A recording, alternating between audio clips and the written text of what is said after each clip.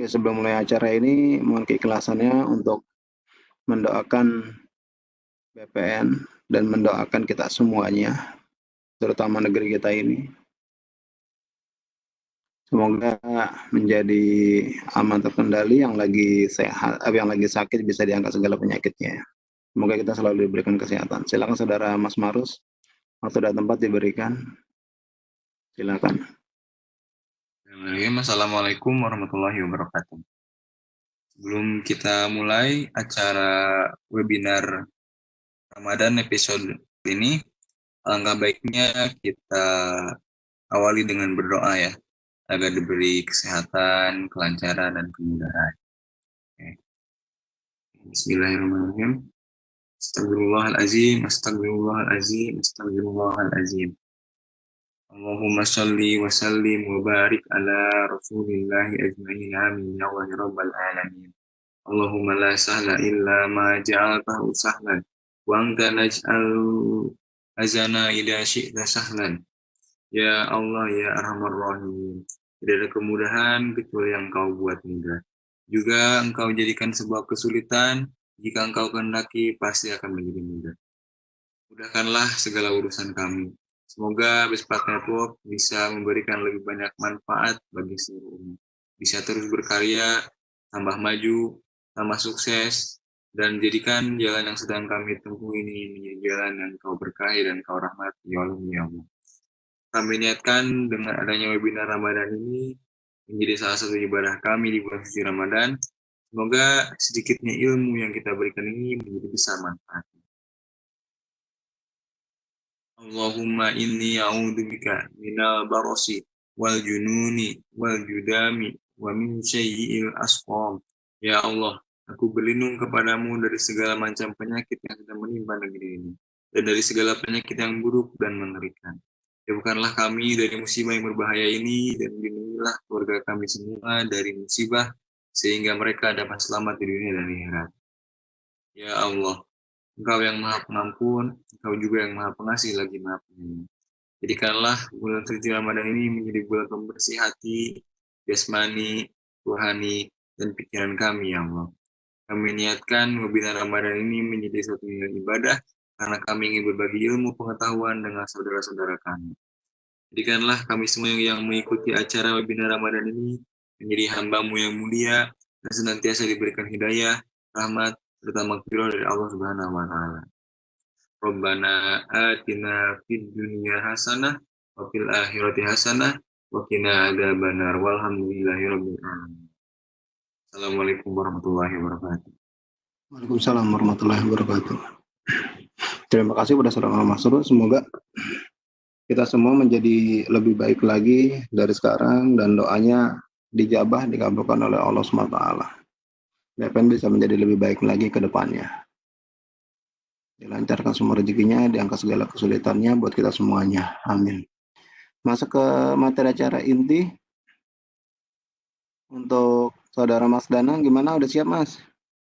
Oke, siap Pak. Oke, semangat. Oke, siap. Di pagi harus semangat ini. Wih, mantap. Semangat pagi. Ya. Oke, lanjut. Silakan Mas Danang, untuk waktu dan tempat dipersilakan. Semoga ilmunya bisa membawa manfaat kepada semuanya. Sebelumnya, Assalamualaikum warahmatullahi wabarakatuh. Nama saya Danang Kurniawan. Ini lulusan SMK tahun kemarin, asal dari Cilacap. Lulusan SMK Negeri 1 Cilacap. Sebelumnya, saya akan memperkenalkan diri dulu dari CV saya, pengalaman-pengalaman saya. Nah, ini sedikit tentang CV saya. Saya saat ini tinggal di Jalan Lombok 2, nomor 154, Godasari, Cibodas, Kota Tangerang, Provinsi Banten. Saya telah lulus dengan sertifikasi MTSA dan CSN tahun 2019. Saya lulusan SMK Negeri 1 Cilacap. Kalau yang belum tahu Cilacap itu di mana? Cilacap di Pulau saya di Jawa Tengah, Pulau Nusa Kambangan. Nah, Pulau Nusa Kambangan itu kalau dari Cilacap tuh hanya tinggal nyebrang doang. Terus sekarang saya jadi anak mondok di rumah jaringan Bespat Catwalk di Tangerang. Terus saya ini pengalaman menjadi ngajar gitu, ngajar tentang jaringan. Pertama dulu di SMK Telkom Makassar, saya mengajar Natalia Cisco tentang network esensial. Terus juga pernah menjadi asisten instruktur Cisco SD1 di salah satu PT SIP. Ini menggunakan Cisco, produknya Cisco SD1 Viptela. Nah, konfigurasinya dengan FNG. Terus saya juga pernah menjadi trainer di SMK Nusantara Comal, ini di Pemalang. Saya membahas tentang layer 2 switching sama konfigurasi switch Catalyst 2950. Terus pengalaman project saya pernah mengikuti project. Dulu awal pertama saya ikut Bespat Network, saya dapat project di ASEAN, ASEAN Sekretariat. Di sana saya dan tim itu mengkonfigurasi VLAN management. Di sana menggunakan switch 3850 dan switch 2960. Terus ada lagi saya juga pernah ikut project auto. Saya jadi engineer onsite. Saya cek konfigurasi device dan mapping kabel. Terus pernah juga ikut project migrasi. Saya jadi babysitting. Juga pernah sekali integrasi router. Babysitting tuh standby ya di K3i jika kita setelah aktivitas migrasi, setelah itu kita disuruh standby. Terus ada lagi saya pernah ikut project Arta Jasa. Di sini saya pernah membantu membuat dokumen assessment untuk project Arta Jasa ini, juga on-site ke data center, ngecek di perangkat dan konfigurasi switch dan router Cisco. Terus yang terakhir juga saya kemarin baru bulan April ini mengimplementasi stacking switch Catalyst 3750 dan switch Catalyst 3750 versi 2 di Servio Service Office.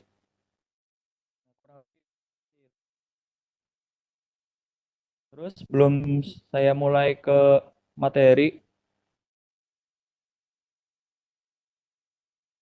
terima kasih kepada Pak Dadu yang telah menyempatkan atau menghadirkan acara ini, membuat event ini di bulan Ramadan ini untuk berbagi ilmu kepada teman-teman semua yang sudah bergabung.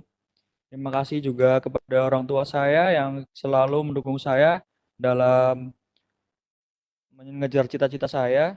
Terus terima kasih juga kepada guru-guru saya, guru-guru sekolah saya yang telah mengenalkan saya yang ke dunia jaringan, khususnya itu Pak Wawan Kurniawan ya, guru SMK Negeri 1 Cilacap.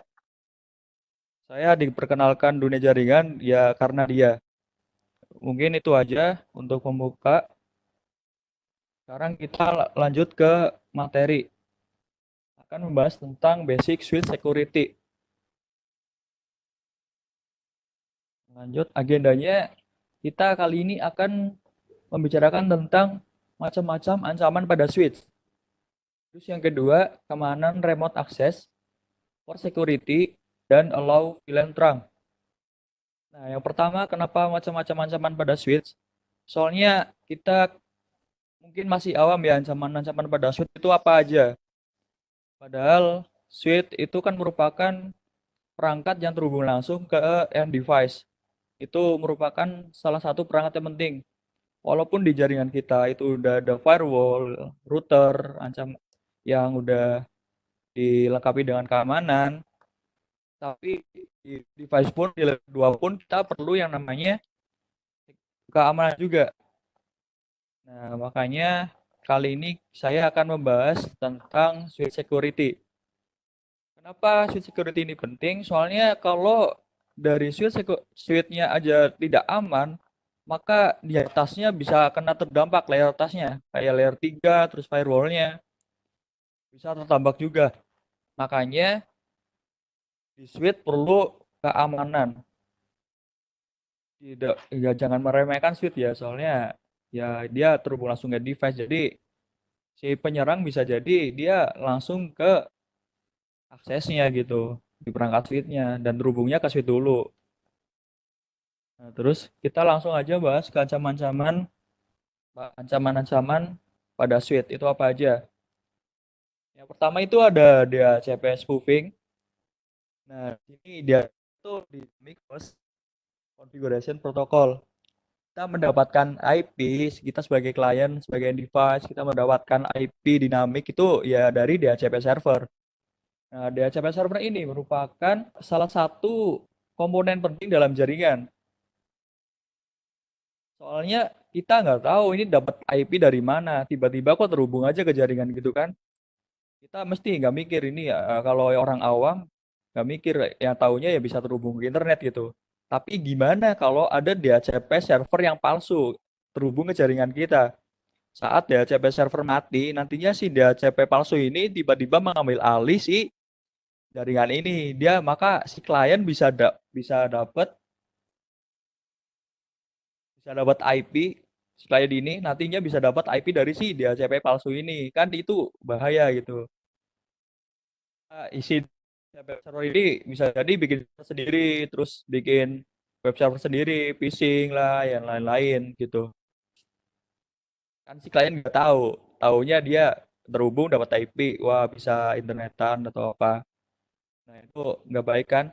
Nah, makanya ini merupakan kelemahan nih, ancaman juga nih buat si jaringan kita. Nah kenapa dia terhubungnya ke switch? Soalnya ya dia butuh akses ke switch, ke jaringan dulu, harus terhubung ke jaringan kita dulu gitu. Nah, makanya di sini ada DHCP spoofing. DHCP spoofing ini cara kerjanya ya gitu. Jika DHCP server ini mati, maka nantinya si klien kan bingung nih mau nyari IP kemana gitu selain IP DHCP server ini. Nah, makanya nih ada penyerang iseng dia atau udah niatnya buruk, dia tiba-tiba masuk bikin DHCP server itu. Makanya kita perlu yang namanya, untuk mengatasi ini ada DHCP snooping. Tapi kita nggak dibahas kali ini, soalnya kita akan membahas ancamannya terlebih dahulu aja. Terus ini bisa jadi DHCP snooping bahas kilas. Jadi nantinya kalau kita ada DHCP server asli, terus ada DHCP server palsu. Nah, kita konfigurasi di switch ini akses, terus switch yang terhubung ke server. Ini kita konfigurasi di interface-nya. Interface yang terhubung ke klien, ini kita nggak usah setting sebagai interface yang terpercaya untuk terhubung ke end device. Tapi kalau ke uplink atau ke DHCP server, itu kita konfigurasi interface-nya sebagai interface yang terpercaya. Yang trust. Nah, ini yang terhubung ke sini, terus ke server. Nah, nantinya perangkat yang nggak terpercaya, dia nggak bakal bisa menjadi DHCP server yang terhubung ke link yang interface yang nggak terpercaya, dia nggak bisa jadi DHCP server. Yang jadi DHCP server cuma yang terhubung ke interface terpercaya, gitu. Itu DHCP spoofing. DHCP snooping itu adalah cara mengatasinya dengan DHCP snooping. Nah, ini kurang lebih seperti ini DHCP spoofing. Untuk mengatasi DHCP spoofing ini, kita harus setting di interface yang terhubung ke end device, juga ke DHCP server, juga ke uplink-nya.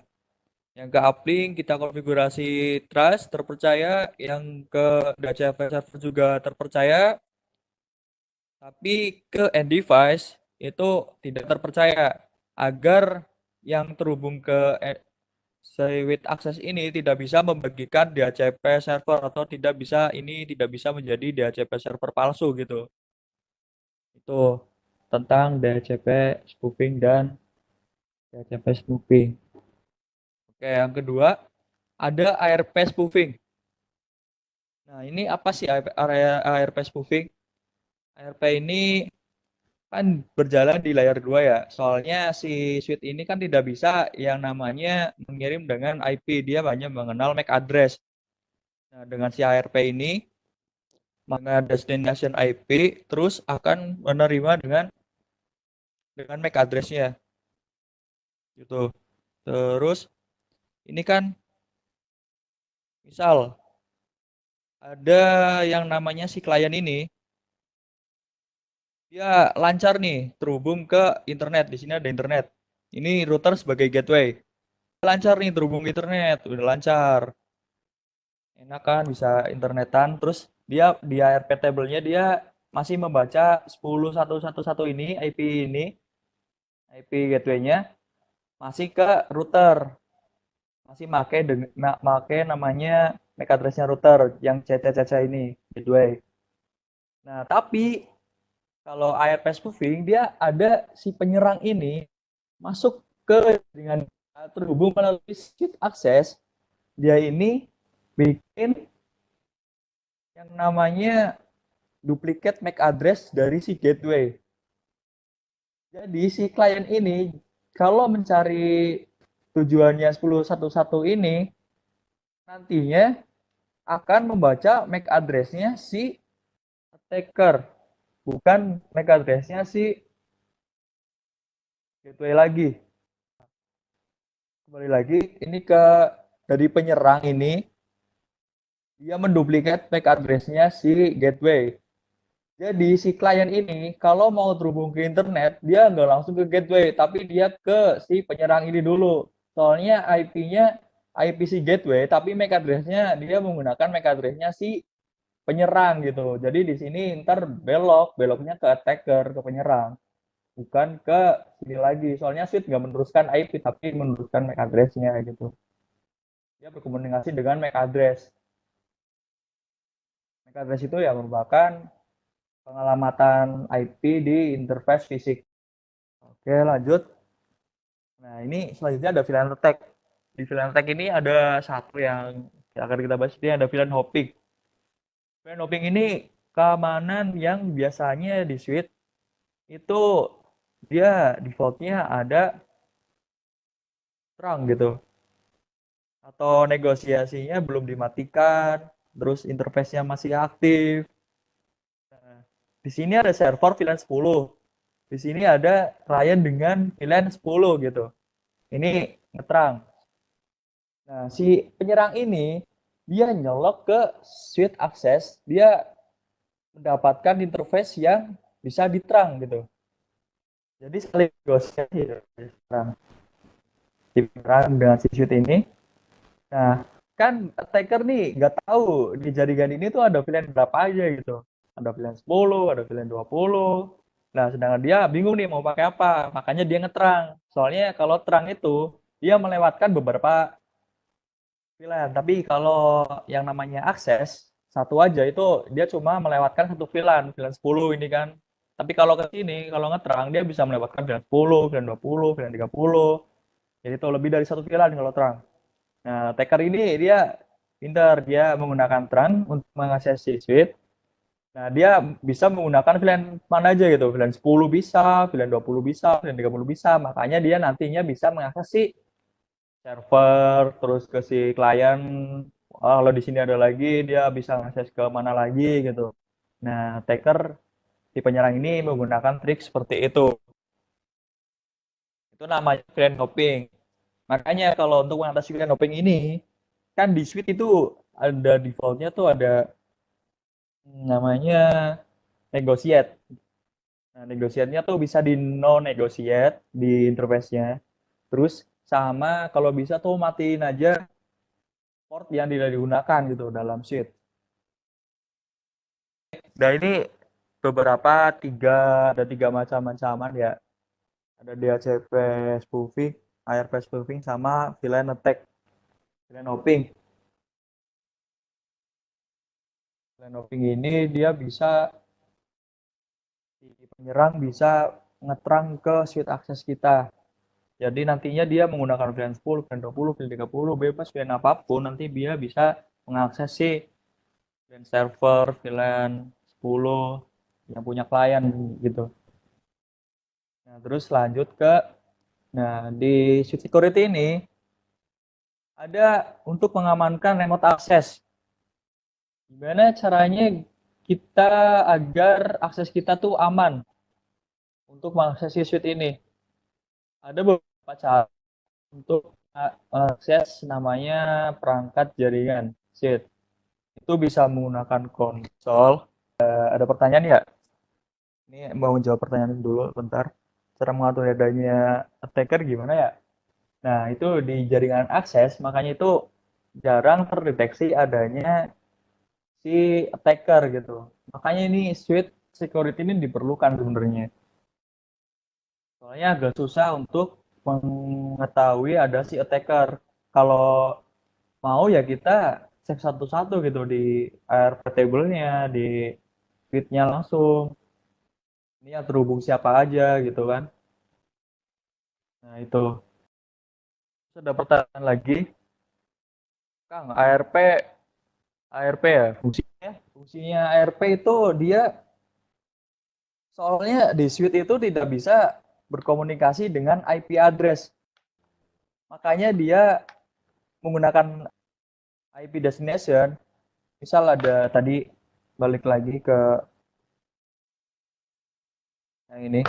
Misal nih, ini kan dia si destination si source ini dia nggak tahu MAC address-nya si IP 10.1.1, IP tujuannya. Nah, dia ngirim ke ini, nantinya dia mencari di ARP table MAC address-nya tuh yang mana gitu. ARP ini fungsinya ya buat komunikasi di switch.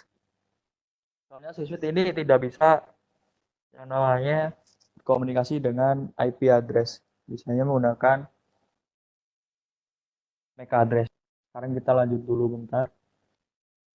Nah, switch security. Nah, kenapa kita perlu mengamankan remote access? Remote access ini jika kita mau konfigurasi security ya. Nah, kenapa kita perlu mengamankan remote access?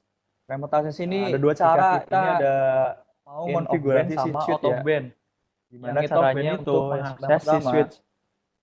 Nah, ada dua cara. Ini ada itu ada konsol sama out of band. Nah, in of band ini biasanya digunakan saat kita pertama kali mengonfigurasi si switch, di perangkat switch. Itu ada konsol. Kita menggunakan konsol. Kan belum ada konfigurasi apa-apa, belum ada IP, belum ada apa. Nah, kita bisa menggunakan yang namanya konsol. Kabel konsol, port konsol kan ada di switch. Nah, itu bisa menggunakan itu. Menggunakan konsol. Nah, ini di konsol ini, kalau kita nggak mengamankan si konsol ini, ya nggak ada password, nggak ada apa-apa, ya tinggal masuk aja, bisa akses. Ya kan si penyerang bisa saja langsung gitu, tiba-tiba nyolok, masuk, nyolok ke konsol, bisa akses switch. Wah, otak-atik lah, otak-atik. Nah, itu yang pemikirannya jahil tuh, bahaya itu. Makanya jangan beri kesempatan kepada penyerang mengakses si kita. Jadi kita perlu menggunakan konsol, terus ada lagi out of band. Ini remote access kita. Itu ada dua. Kalau in of band ini kita harus konfigurasi dari konsol dulu. Terus kalau di switch itu menggunakan yang namanya SVI. IP di interface VLAN di switch. Untuk manajemennya si switch nantinya bisa menggunakan telnet dan SSH. Nah, ini out of band ada dua, ada telnet sama SSH. Nanti kita bahas di slide selanjutnya. Terus ada lagi port security. Kenapa kita bahas port security?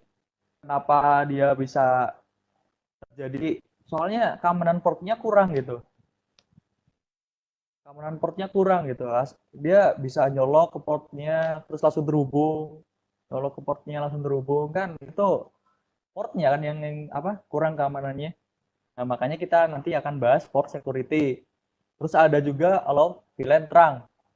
Nah, tadi masalah yang ancaman yang VLAN hopping. Kenapa semua VLAN bisa akses ke server yang VLAN 20 terus yang ke VLAN 10? Soalnya dia modenya trunk, melewatkan beberapa VLAN, melewatkan lebih dari satu VLAN. Nah, makanya kalau kita nggak atur allow VLAN di trunknya, ya nantinya bisa jadi kayak tadi si penyerang bisa pakai VLAN apa aja dan mengakses ke semua ini yang ada di kita allow VLAN trunk hanya mengizinkan VLAN yang boleh aja gitu. Kalau di jaringan kita punya VLAN 1020 ya izinkan VLAN 1020 aja gitu yang di trunk, tidak semua. Seperti itu allow VLAN trunk. Nah, selanjutnya nih mengamankan remote akseskannya tadi. Ini konsol merupakan akses langsung ke perangkat switch. Kita mengakses langsung ke perangkat switch-nya menggunakan konsol. Kita perlu keamanannya ini bisa menggunakan password di konsolnya. Selain konsol, kalau di konfigurasi itu ada LAN konsol 0, kita atur password di situ. Oke, sambil menunggu dari Danang, apakah ada pertanyaan? Tadi menarik ya kita ngebahas tentang switch security ya. Ternyata switch security itu nggak hanya sekedar tinggal masang switch, nyolok, jalan. Nah, ternyata nggak hanya seperti itu ya. Istilahnya kalau kita naik motor itu nggak mungkin cuma tinggal jalan motor, main jalan aja ya kan. Nah, cara gitu bisa aja. Tapi jadi kendala kalau misalnya hal seperti itu adalah kita pasti harus memikirkan keselamatan juga dalam berkendara.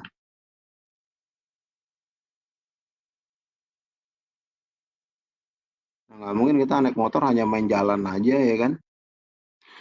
Otomatis kita harus ada keselamatan ya kan. Gimana memakai helm, ya kan, pakai jaket.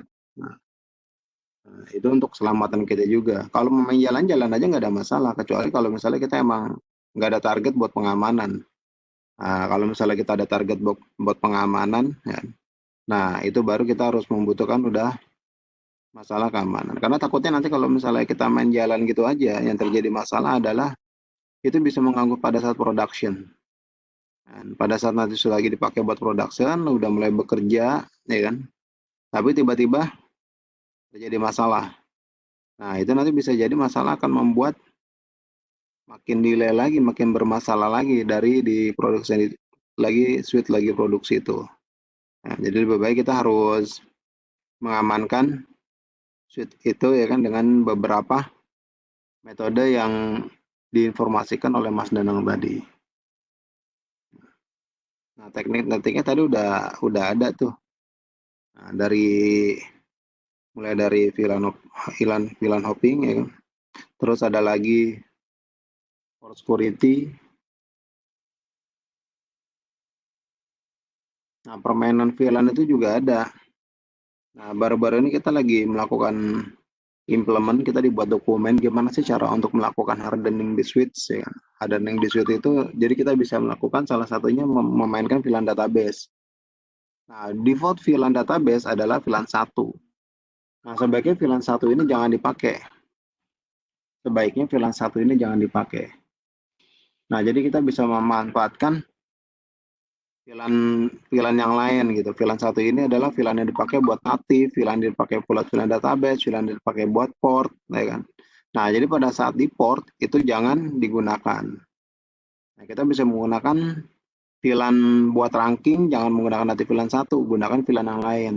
Kita bisa gunakan VLAN yang lain untuk VLAN-VLAN yang unused yang ada di dalam port. Jadi default cara switch itu adalah VLAN 1. Jadi kita bisa menggunakan semacam kayak VLAN black hole, ya kan, VLAN 66 katakan.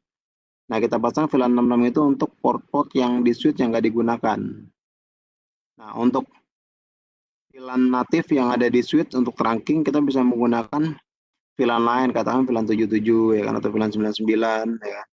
Atau VLAN berapapun silakan. gitu. Terus nanti untuk pengamanan VLAN lagi kita jangan sampai menggunakan VLAN 1 sebagai VLAN manajemen. Nah, lebih VLAN manajemen itu menggunakan VLAN yang lain, jangan VLAN 1. Jadi VLAN 1 itu khusus buat default VLAN aja. Nah, default VLAN, jadi jangan dipakai. Nah, lanjut. Tadi kita udah ngebahas tentang VLAN ya. Nah, dari beberapa VLAN ini kita udah ngamanin mulai dari VLAN database-nya. Nah, VLAN database itu khusus menggunakan VLAN 1 aja. Terus nanti di VLAN database itu lebih baik kita menggunakan name juga. VLAN name-nya lebih baik kita menggunakan VLAN name sesuai peruntukannya. Nah, tadi ada beberapa default yang casement template lah, template yang bisa kita gunakan untuk semua switch ya. Seperti tadi katakan VLAN 1 itu khusus buat native ya kan, buat default VLAN. Terus kita bisa menggunakan VLAN 66 itu untuk VLAN black hole. Jadi misalnya kita menggunakan 12 port switch 1 sampai 12. Nah, kalau kita memilih 24 switch, jadi dari mulai port 13 ke port 24. Nah, itu kita jangan menggunakan VLAN 1. Nah, kita menggunakan VLAN black hole tadi. VLAN black hole itu jadi udah nggak ada ujungnya lah.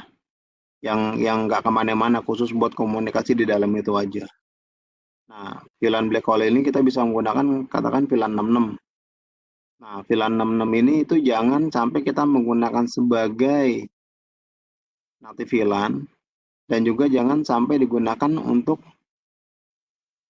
VLAN manajemen. Nah, masing-masing itu nanti berbeda peruntukannya. Nah, beranjak dari situ nanti kita bisa memanfaatkan juga tadi tuh masalah ARP. Nah, sebaiknya kalau misalnya emang benar-benar ada kendala di dalam jaringan, bisa jadi karena umumnya adalah perusahaan itu dia memanfaatkan satu kabel buat nyolok ke PC. Nah, tapi ada beberapa karyawan yang membutuhkan untuk di-extend. Nah, jadi kayak ada power di mana satu power itu buat beberapa. Nah, sama dalam jaringan juga ada satu UTP jadi dibutuhkan buat beberapa. Nah, ini sebenarnya masalah keamanan juga mempengaruhi di sini. Ini potensi banget bisa membuat down jaringan. Kenapa? Bisa terjadi looping STP. Gitu. Selain masalah menghabiskan resource, ya kan, masalah keamanan data, nah dia bisa membuat down jaringan kita juga. Kalau kita menggunakan VLAN unmanaged dicolok yang tidak terregister. Gitu. Oke, udah ya. Lanjut dulu nih sama Mas Danang, silakan. Sekarang kita lanjut dulu bentar. Nah, security. Nah, kenapa kita perlu mengamankan remote access? Remote access ini jika kita mau konfigurasi si switch ya, gimana caranya untuk mengakses si switch. Nah, ada dua cara. Ini ada in of band sama out of band. Yang out of band itu, yang pertama itu konsol. Konsol ini kan merupakan akses langsung ke perangkat switch. Jadi kalau ada switch baru, ya kita konsol terlebih dahulu, di remote terlebih dahulu, nggak di remote, tapi lewat kabel, fisiknya langsung ke port konsol. Nah, ini perlu diamankan juga gitu, jangan dibiarin nggak diamankan, nggak dikasih password. Soalnya ini rentan, ntar kalau misal ada orang tiba-tiba dia ngonsol langsung ke perangkatnya, dan nggak ada password sama sekali, nggak ada keamanan sama sekali, ya dia bisa ngakses si switch dan ngobrak-ngabriknya gitu. Konfigurasi kita diubah-ubah, terus konfigurasinya dihapus lah, dirubah. Nah, itu merupakan keamanannya sangat-sangat kurang gitu di konsol. Makanya perlu diamankan untuk konsol. Nah, terus ada lagi ini yang out of band. Jadi kalau kita udah konfigurasi si switch ini, kita bisa remote akses si switch dengan telnet ataupun SSH. Nah, sebelum kita konfigurasi telnet dan SSH pada switch, kan telnet SSH butuh yang namanya IP address biar terhubung ke biar diakses dengan telnet dan SSH. Nah, kita bisa bikin VLAN manajemen di switch agar VLAN itu tuh khusus untuk yang namanya manajemen gitu. Nah, ini bisa digunakan di telnet atau SSH. Nantinya VLAN manajemen ini dikasih IP agar keamanannya itu tetap terjaga gitu. Biar bisa diakses dengan telnet dan SSH. IP di interface VLAN manajemen. Kan ada 3 tuh VLAN. VLAN data, VLAN voice, VLAN manajemen. Nah, itu kita bisa bikin VLAN manajemen untuk fokus untuk manajemen doang. Nah, VLAN manajemen ini jangan default ya, jangan default VLAN 1 gitu. Soalnya rentan. Kita bisa pakai VLAN selain 1. Yang unik juga bisa, nggak apa-apa. Yang penting jangan VLAN 1. Soalnya VLAN 1 itu VLAN default. Nah, kita pasang IP di interface VLAN manajemen, boleh VLAN 99, 100, 109 dan sebagainya. Nah, ini telnet. Pertama telnet. Telnet merupakan protokol jaringan dengan koneksi 2 arah pada jaringan lokal maupun remote network. Nah, ini telnet ini merupakan bisa dibilang remote access yang kurang aman. Kenapa kurang aman? Soalnya dia bisa akses langsung dan dia ini modenya tidak terenkripsi gitu. Bisa dibaca dengan yang namanya tool, WireShark dan sebagainya. Nanti kita coba di WireShark-nya. Bisa terlihat di telnet itu emang bener-bener yang namanya password tuh kelihatan gitu. Password, username, itu kelihatan untuk telnet. Nah, beda lagi dengan SSH, Secure Shell. Ini merupakan protokol jaringan kriptografi dengan enkripsi koneksi 2 arah yang aman untuk komunikasi data. Jadi ini username dan passwordnya dia udah dienkripsi gitu, terenkripsi. Beda sama telnet yang masih plain text. Kalau di WireShark nanti dia dicoba di WireShark, kita menggunakan yang namanya fitur di WireShark, nanti dia nggak kelihatan yang namanya username dan password. Dia semua tuh jadi huruf-huruf nggak jelas gitu. Huruf-huruf sama tanda-tanda baca dan yang nggak jelas, yang acak. Nah, ini merupakan kelebihannya SSH. Nah, yang paling sering digunakan sekarang adalah SSH. Soalnya dia udah aman, terus gampang digunakan, gampang dikonfigurasi. Untuk remote access sekarang kebanyakan menggunakan SSH. Karena telnet ini tidak direkomendasikan gitu. Soalnya ya bahaya kalau di jaringan kita digunakan. Orang-orang bisa tahu gitu kalau orang-orang yang punya niat itu bisa dicari kelemahannya sampai mana gitu jaringan kita. Nah, makanya jangan menggunakan telnet, gunakan aja SSH itu resell. Contoh telnet. Telnet, kalau telnet ini di WireShark kita bisa menggunakan yang namanya fitur follow TCP stream. Nah, kalau kita lihat di sini, nah untuk telnet ini di WireShark ada fitur yang namanya follow TCP stream. Ini ada di analyze, di fiturnya ada di analyze. Bisa dicoba nanti kalau misal kita akses si switch dengan telnet, kita hanya langsung aja gitu telnet ke IP-nya si switch. Terus kita aktifkan di WhatsApp, terus kita cari yang namanya search aja di sini, di kolom ini. Terus telnet, nanti di sini muncul IP-IP-nya. IP-IP perangkat kita, terus perangkat si switch-nya. Terus ada di sini pakai protokol apa kan? Terus modenya apa? Telnet kan ada telnet di sini. Nah, ini bisa diklik terus di analyze. Terus ada analyze. Terus ada follow. Ntar kalau kita klik analyze. Terus ada yang namanya TCP stream. Nah, kalau udah buka di TCP stream, itu bakalan kelihatan gitu. Buktinya kalau si telnet ini nggak aman, bener-bener nggak aman. Soalnya apa? Bisa kita lihat di sini. Ini ada username, password, di village mode-nya juga kelihatan banget. Kalau misal kita udah konfigurasi di Cisco-nya itu secret gitu, terus udah dienkripsi, tetap aja gitu di TCP stream ini bakalan kelihatan. Soalnya ini melihat apa yang udah kita ketik gitu di awal telnet kita, pas ke telnet. Masukin username sama password itu bakal kerekam di sini, bakal ke capture. Nah, di sini kan kelihatan nih. Ini username ini Bob. Terus passwordnya Cisco. Terus ada lagi untuk masuk ke privilege mode itu passwordnya ternyata kelas gitu. Nah, kan ini sungguh-sungguh nggak aman gitu kan. Kalau misal si penyerang ini punya keahlian ini gitu di bidang hacking gitu kan. Nih tiba-tiba dia akses kayak gini bisa mengetahui username dan password terus ngotak-atik ke di suite kita itu kan bahaya. Oh iya, ini telnet sama SSH ini nggak cuma dipakai di suite ya, dia juga dipakai di router gitu. Sebenarnya saya udah bikin percobaan tapi yang namanya ini ganti laptop jadi nggak bisa saya coba dulu soalnya ada kendala kan. Ya tadi delay.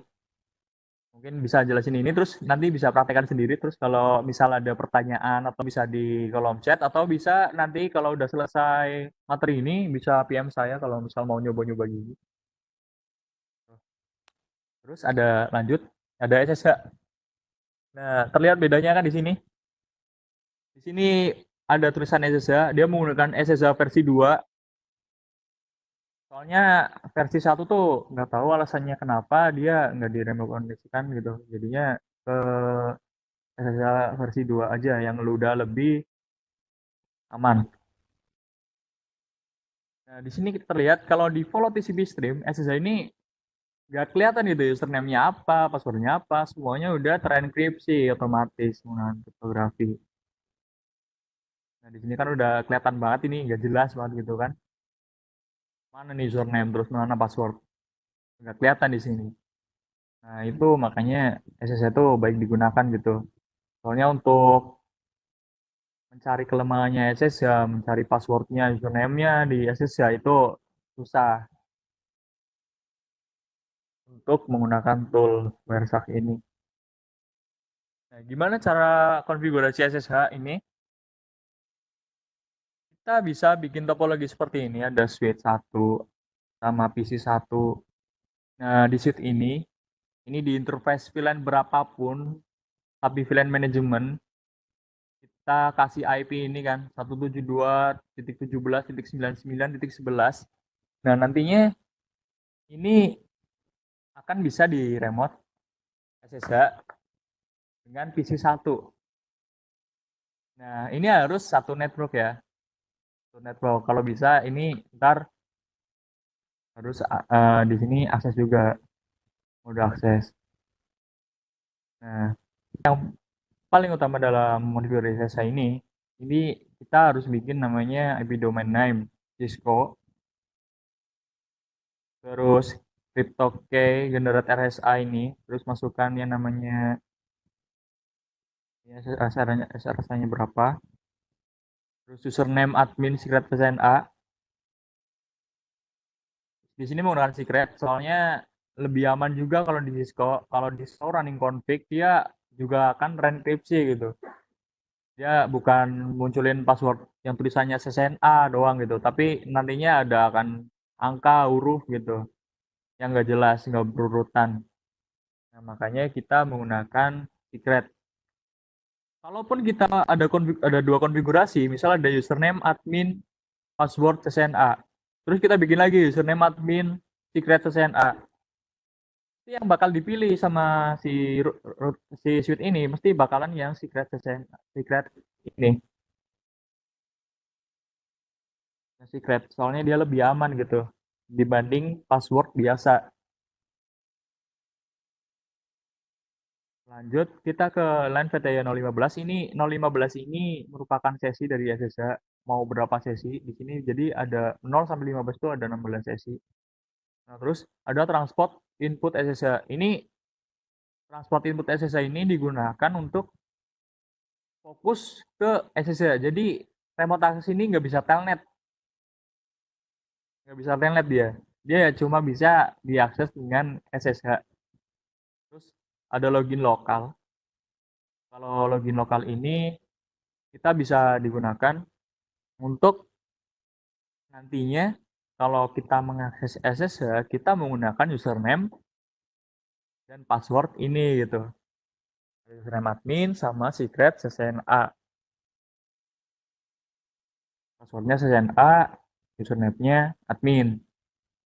Nah kan IP SSH versi 2. Kita mesti kalau di suite default, terus kita konfigurasi seperti ini doang, nanti mesti ada salah satu output error saat kita coba akses si suite. Kira-kira apa? Dari konfigurasi ini ada yang kurang nih.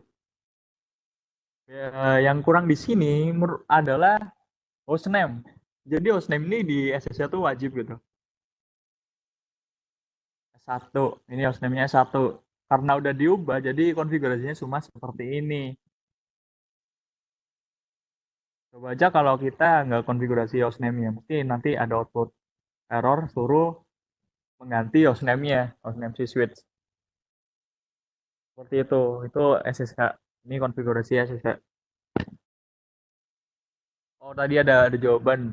Belum masukin secret buat masuk privilege. Nah, ya itu benar juga. Oke. Ada yang merhatiin juga ternyata. Terima kasih Mas Tigar. Soalnya kalau kita nge-telnet atau nge-SSH terus kita udah bisa akses tapi kita tidak bisa masuk ke privilege mode atau konfigurasi. Soalnya kita nggak ada yang namanya password di privilege mode gitu. Itu juga bisa caranya enable passwordnya apa, terus enable secret passwordnya apa, itu bisa digunakan. Tuh, password di privilege mode. Selanjutnya, nah sekarang kita udah masuk ke port security. Kenapa kita menggunakan port security? Alasannya mengapa gitu? Kita udah lihat tadi di macam-macam serangan pada switch. Udah terlihat itu serangannya itu semua nyolok pada port switch gitu.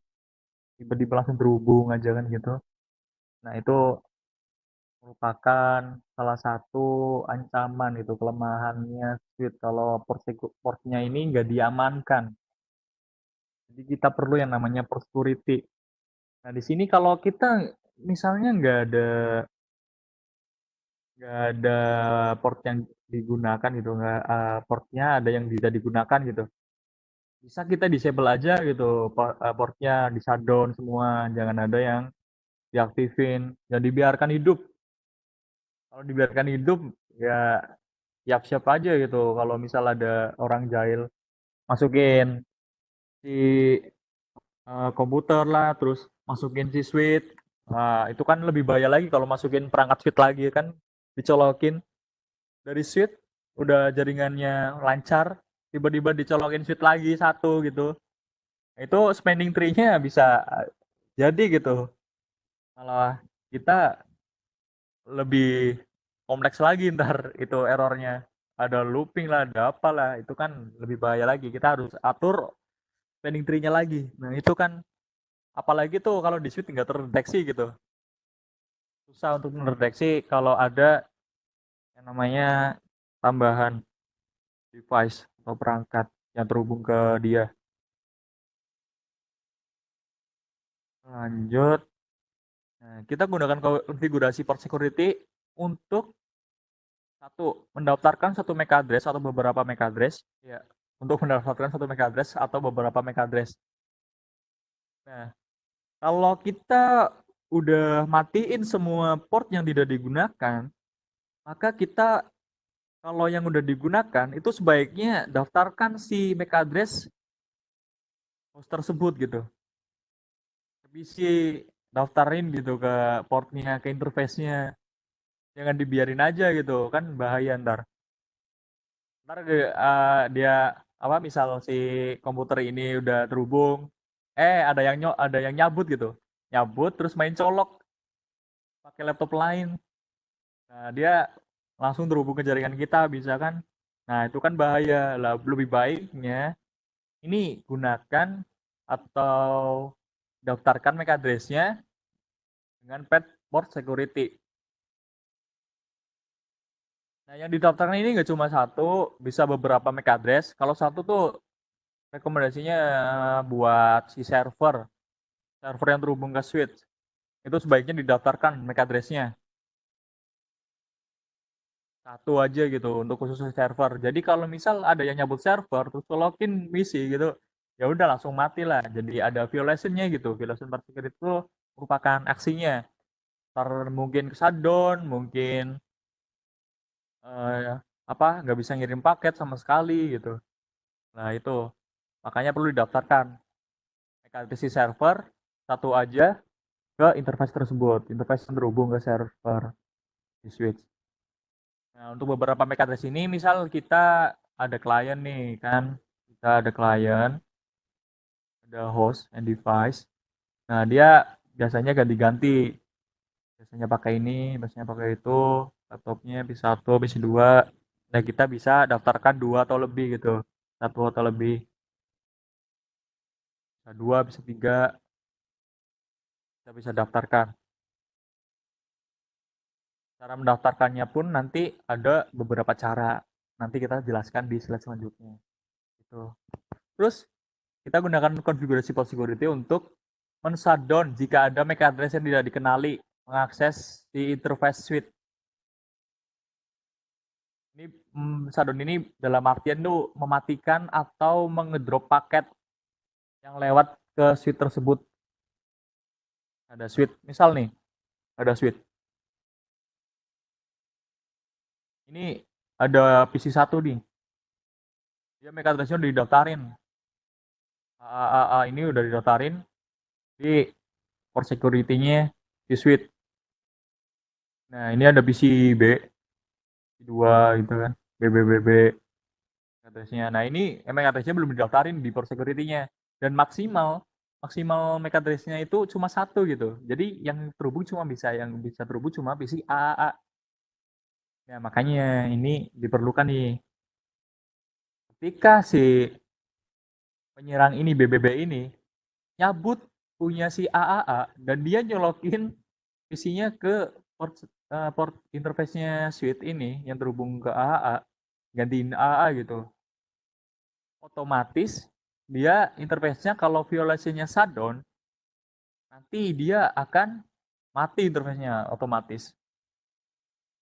Kalau ketika dia kirim paket ya, tapi kalau pertama terhubung ya dia masih up di awal, seneng kan, wih masih up nih, nggak apa-apa. Ternyata pas lagi dia udah milih ngirim paket apa ngeping ke server lah atau ke yang terhubung selain ini PCA. Nah, dia bakalan shutdown interface-nya. Seperti itu. Actionnya di port security itu tuh ada 3 nanti. Ada 3 violation, ada 3 aksi yang bisa dilakukan oleh port security untuk mengamankan interface-nya, interface switch. Oke, lanjut. Jika ada pertanyaan silakan. Berapa maksimal MAC address yang bisa dipasang atau didaftarkan dalam satu port? Yang bisa didaftarkan di totalnya itu bisa dicek di Cisco Packet Tracer atau di perangkatnya langsung kalau punya. Jadi itu maksimum MAC address-nya 1 sampai 132. Ini di suite 2960, tapi saya kurang tahu kalau di suite yang berbeda seri. Gitu. Ini 1 sampai 132 MAC address yang bisa didaftarkan di satu interface switch. Seperti itu. Jelas ya Mas Tegar Dwi. Lanjut. Nah ini cara mendaftarkan MAC address-nya. Tadi kan bisa mendaftarkan satu atau lebih MAC address. Nah ini caranya. Yang pertama ada static secure MAC address. Yang kedua ada dynamic secure MAC address. Yang ketiga ada sticky secure MAC address. Nah, static ini kita memasukkan MAC address-nya secara manual.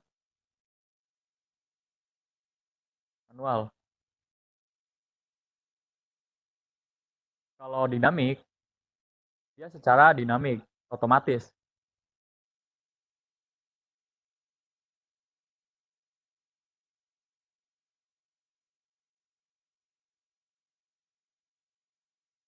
Terus ada sticky. Kalau sticky ini bisa manual, bisa dinamis. Ada dua ya, bisa manual, bisa dinamis.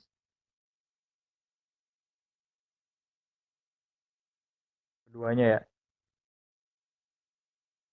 Nah, kita bahas di slide selanjutnya untuk statik pertama. Nah, statik ini kalau kita mendaftarkan MAC address-nya secara statik di PortSecurity, dia mendaftarkan manual MAC address PC ke dalam MAC address table switch. Nah, mendaftarkannya manual gitu. Perintahnya ini switch port security MAC address.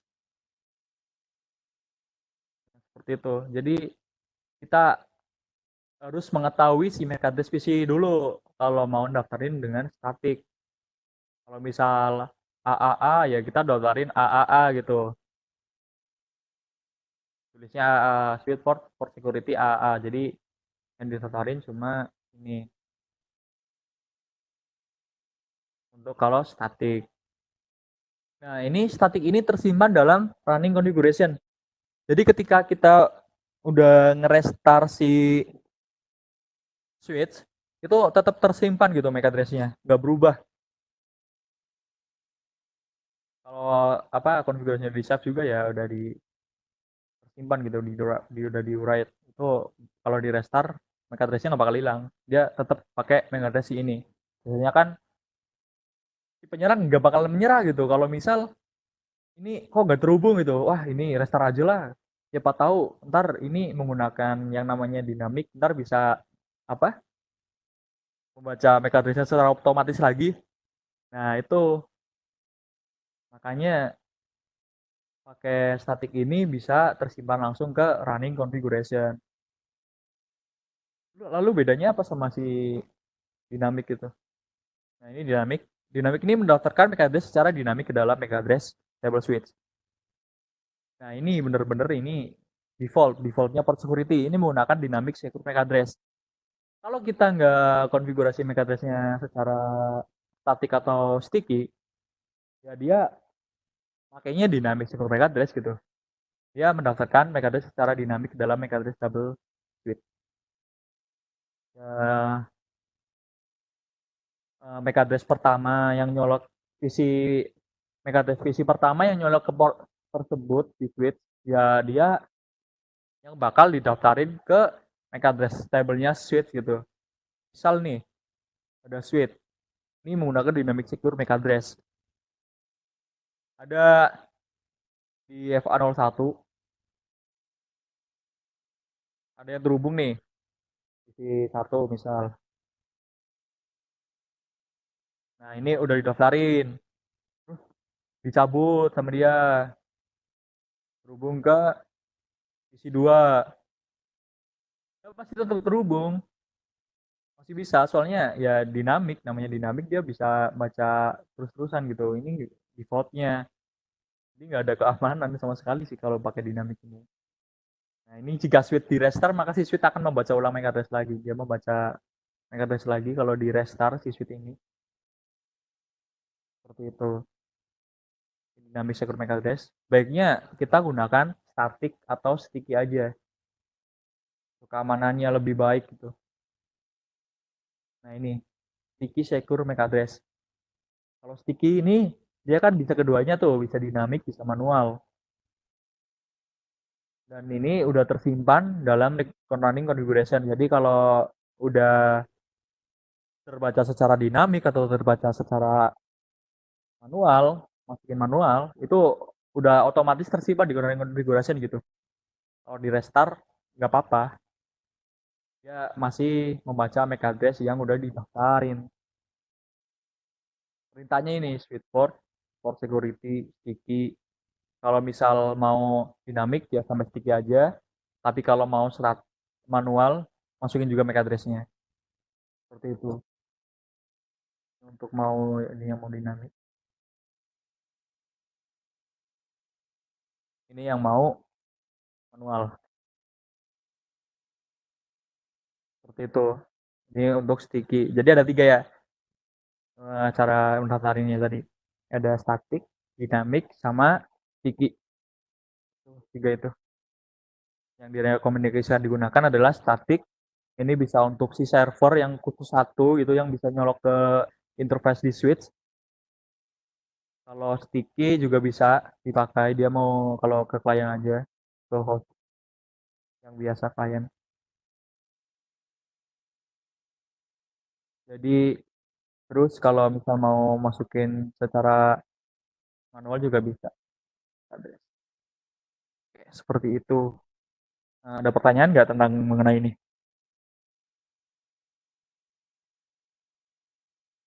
Ada pertanyaan dari Mas Triyono ya. Port security itu bisa nggak dipakai kalau port itu di Ether channel atau LCP, Pak? Port security ini nggak cuma ke device sebenarnya.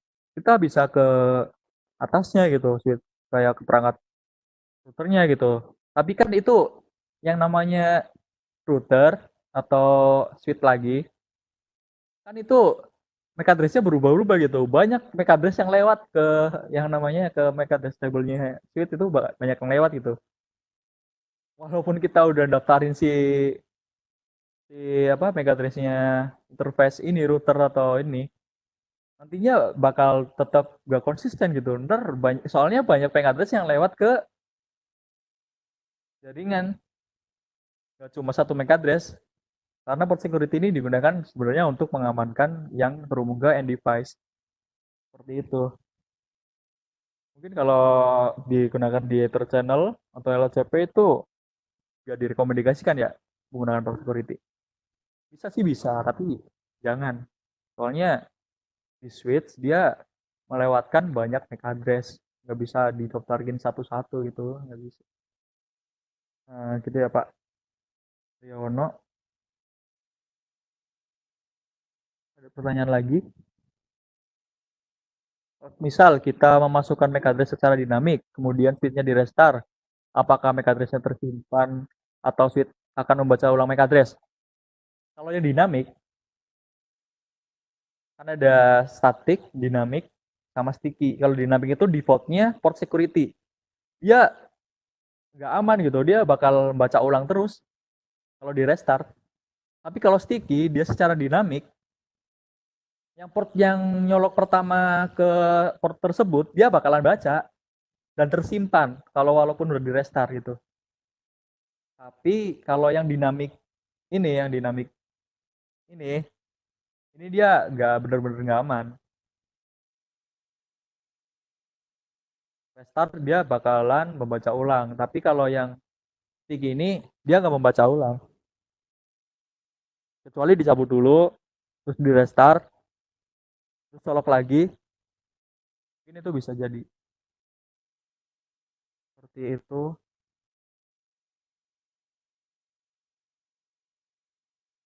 Oke, lanjut ke selanjutnya. Nah ini kita ke violationnya. Violation ini merupakan action yang akan terjadi jika udah dikonfigurasi port security. Yang pertama ada protect, restrict, dan shutdown. Kalau shutdown ini kita mulai dari mana dulu? Dari bawah dulu aja ya. Soalnya di shutdown ini default dia, defaultnya port security. Jadi tanpa kita atur violasinya apa, gitu, itu bakalan otomatis violasinya adalah shutdown. Nah, shutdown ini dia kalau misal ini ada PC 1, ini udah didaftarin, dan maksimalnya 1. Kita untuk contohnya lebih gampang, maksimalnya 1. Nah, ketika ada yang mau nyolok ke ini interface ini anggapnya flash shadernya salah satu. Nah, ini dicabut terus diganti sama PC 2 gitu. Nah, maka ini up pertama, untuk awal up gitu terhubung. Bisa akses itu, tapi nggak bisa akses sih. Sebenarnya dia cuma up bentar, tapi ketika dia ngirim paket, otomatis si interface ini dia bakalan shutdown. Nah, dan interface ini bakal R disable. R disable tuh kayak nanti bakalan yang namanya nggak bisa ngirim paket.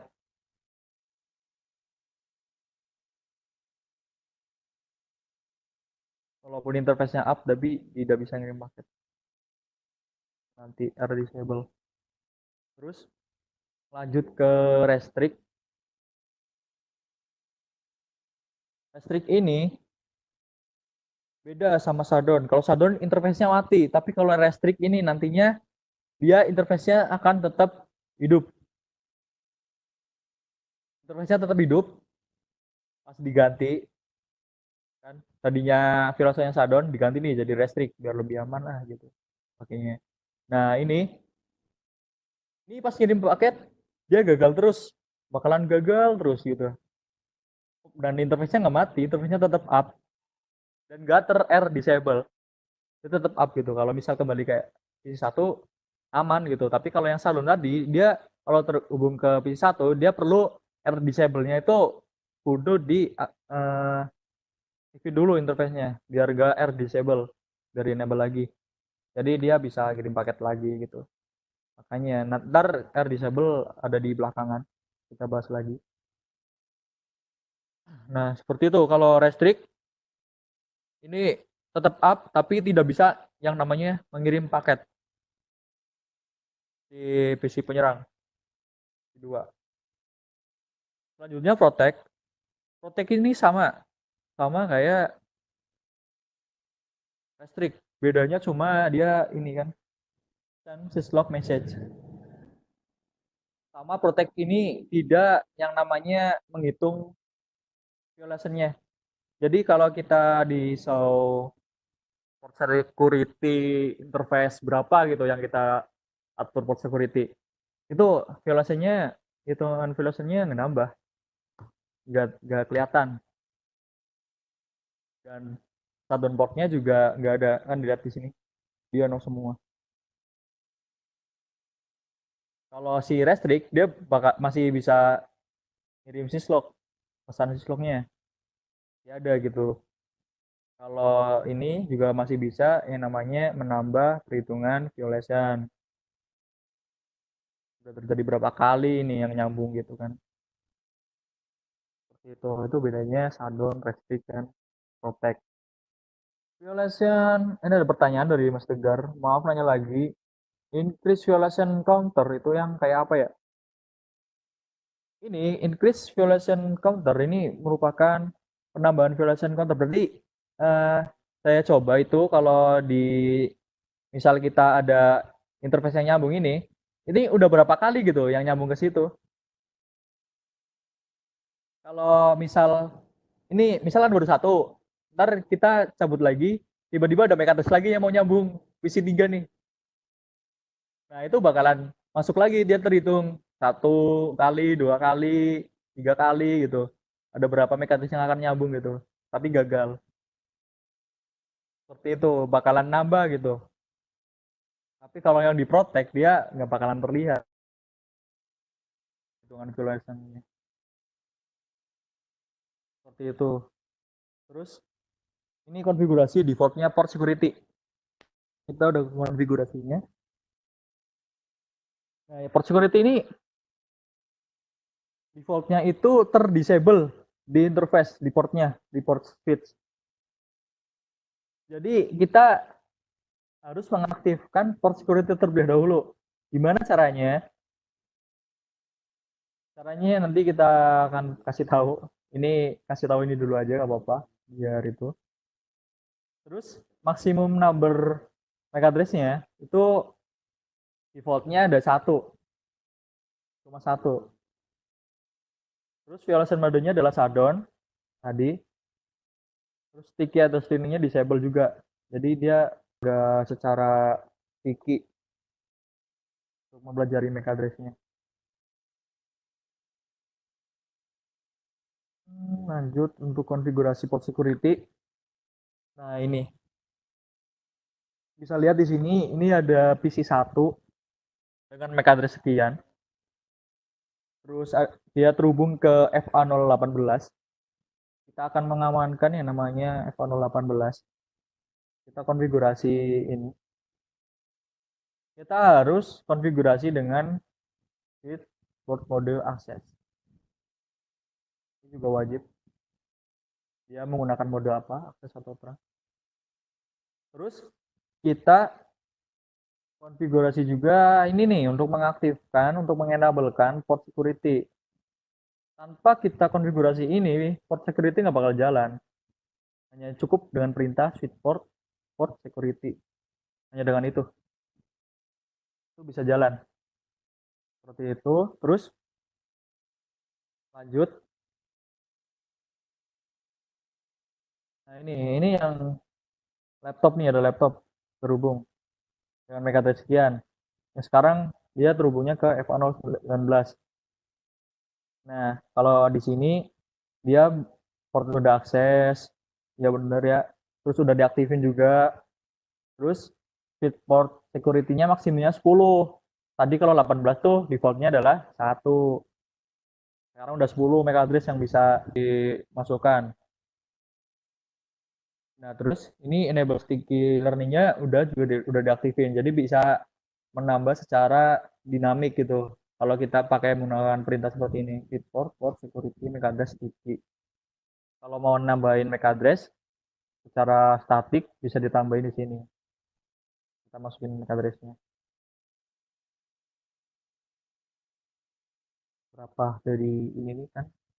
Sisi 2. Kalau mau sticky statik bisa dimasukkan di sini. Nah, seperti itu. Nah, lanjut kita ke port security violation message. Nah, ini port security violation message. Seperti ini ya contohnya.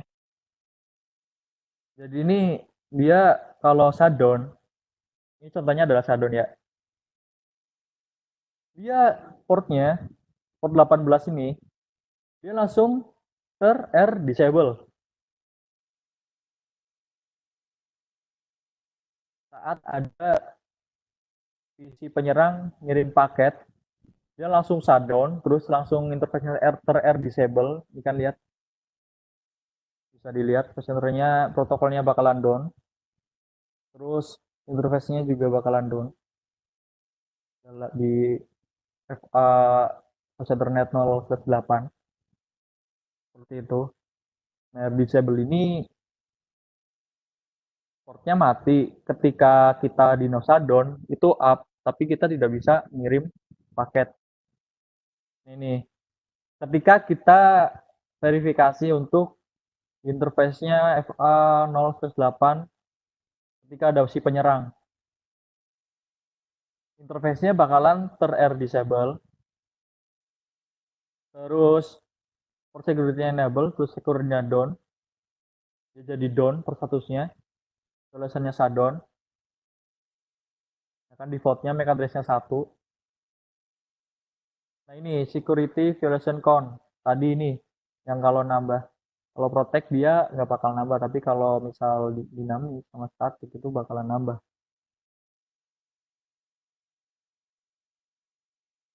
Seperti itu. Ini untuk verifikasi port security di masing-masing interface yang berkonfigurasi di Ethernet 0/18 itu. Bisa dengan perintah atau interface FA 0/18 statusnya apa, ya kan bisa dilihat statusnya ternyata disable. Terus di sini kita lihat juga di FA08 tuh udah terjadi gimana. Ini udah 1 kali dia ada action yang terjadi, mati interface-nya, maksimumnya MAC address-nya 1, statiknya nggak di aktifin sticky. Terus udah itu alasannya add-on. Oke. Ada pertanyaan, egging time tuh buat apa ya? Egging time tuh kayak bagi waktu bagi si port di interface. Kalau misal ada ini kan filosofinya shutdown. Kalau kita tambahin egging time, itu dia ada ada batas waktu di mana dia bakalan shutdown. Ini batas waktunya cuma 0 menit. Jadi ketika ada yang nyolok, dia langsung mati gitu, shutdown. Tapi kalau kita atur egging time-nya berapa menit, itu bisa yang namanya shutdown-nya tuh tidak langsung. Seperti itu kurang lebih. Terus gimana nih cara aktifin lagi port yang R disable? Caranya dengan shutdown, no shutdown. Nggak bisa langsung no shutdown gitu. Pak Mas Triono ada pertanyaan, yaitu bisa nggak saya Pak otomatis up lagi kalau filasinya shutdown? Nggak bisa. Walaupun udah daftarin si mekanisnya itu, dia nggak bisa bakalan langsung aktif, itu nggak bisa. Karena dia ter-R disable. Makanya dia harus diaktifin dulu dengan shutdown no shutdown. Kalau namanya apa namanya no shutdown langsung dia nggak bisa. Itu tentang port disable. Selanjutnya kita akan lanjut ke ini yang terakhir, allowed VLAN trunk. Di itu ada keamanan VLAN juga. Untuk mode terang dan mode akses ada dua. Ada mode terang yang pertama. Kalau mode terang ini dia tuh bedanya sama akses, dia bisa melewatkan lebih dari satu VLAN. Jadi VLAN berapapun ini bisa lewat. Lebih dari satu, misalnya ada 10 VLAN, dia bisa lewat. Kalau mau misal switch ke switch itu bisa digunakan ya namanya kalau ada cuma VLAN satu, hanya VLAN satu atau VLAN 10 aja gitu. Ada VLAN 10 cuma satu VLAN yang lewat, itu bisa aja pakai akses. Tapi kan biasanya kalau switch ke switch itu ada beberapa VLAN, jadi pakainya terang, tidak menggunakan yang namanya akses. Seperti itu Kak. Terus kalau kita ke end device,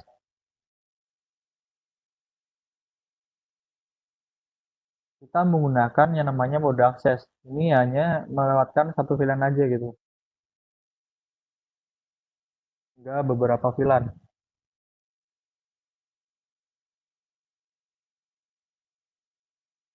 Kalau misal PC ini dia mode akses ke VLAN 10, jadi hanya meneruskan VLAN 10 untuk VLAN. Karena mungkin untuk end device itu dia menggunakan beberapa VLAN.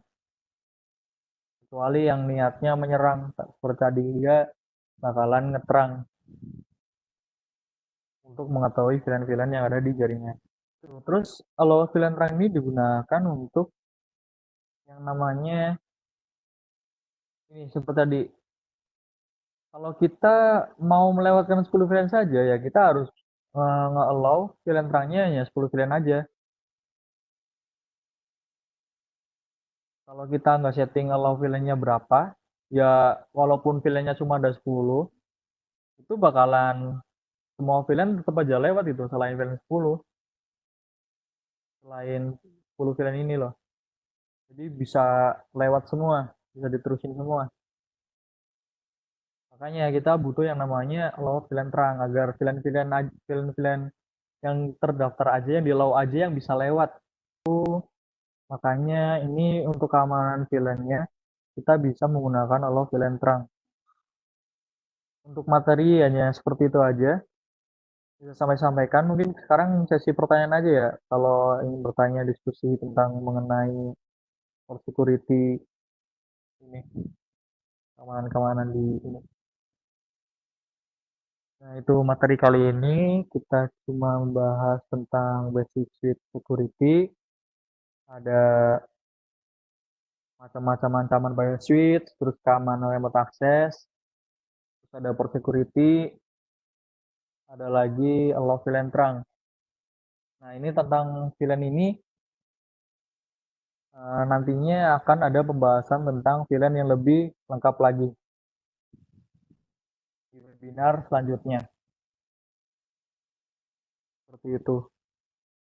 Mas Rivi ada tambahan Mas? Langsung aja Mas. Silakan kalau ada tambahan. Nah, saya coba tambahkan untuk satu persatu ya. Mulai untuk yang port security ya. Nah, port security ini sebenarnya dia by default kan dia menggunakan shutdown untuk violation. Nah, violation shutdown ini kalau di situ semisal ada interface yang dia tidak kenal, dalam artian MAC address yang ada di suite tersebut tidak dikenal oleh suite-nya. Jadi semisal kita punya suite, kemudian kita di situ ada PC. Nah, misal PC A ini MAC address yang kita daftarkan di suite 1 ini. Nah, by default, karena dia violation-nya shutdown,